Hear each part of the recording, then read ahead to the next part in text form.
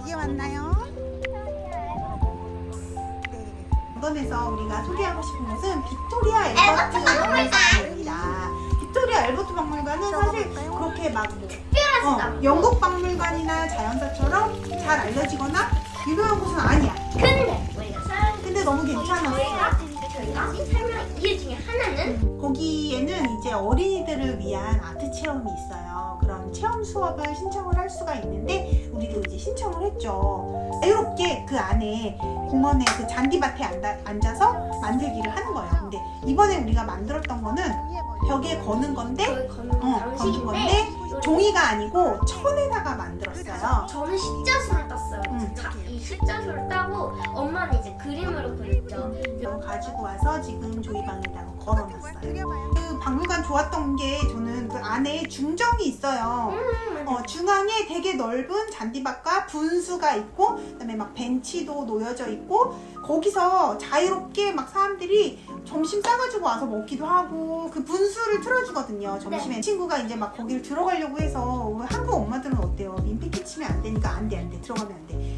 그러는 거 아니야 했는데 수영복 입고 그냥 저쪽에 런던 친구들은 수영복을 거기서 입고 왔더라고요. 해서 막 진짜 수영장인 것처럼 자유롭게 놀고 맞아요. 빅토리아 앨버트 박물관도 우리가 너무 좋아해서 2번 갔었고요. 이 자연사 박물관 바로 옆에 빅토리아 앨버트 박물관이 있어서 저는 만약에 런던에 또 간다 그러면 숙소를 여기 사우트 켄싱턴에다가 꼭 잡고 싶습니다.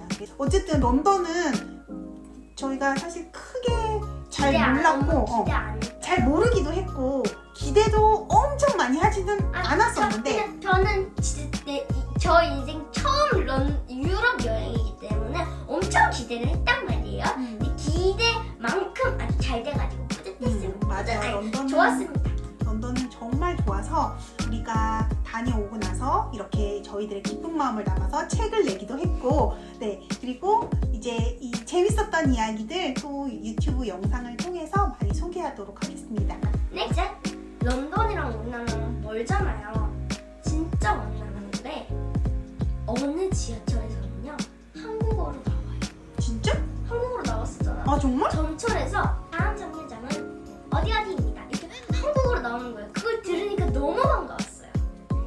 맞아. 옛날에 비해서는 한국의 위상이 굉장히 올라갔다는 거를 여행을 하면서 느낄 수 있어요. 특히 유럽 갔을 때 막 유럽 분들이 한국말로 말 걸어주고 우리 막 길 찾고 있는데 와서 도와드릴까요? 막 이러고 네, 그런 걸 보면서 나 한국에서 왔어 이렇게 하면서 좀 약간 태극기 달고 여행할 만하다 이런 생각을 좀 하게 되었습니다. 저희 책 너의 여행을 응원해 아이와 함께 유럽 한 달 살기 런던 편 예스24에서 판매하고 있어요.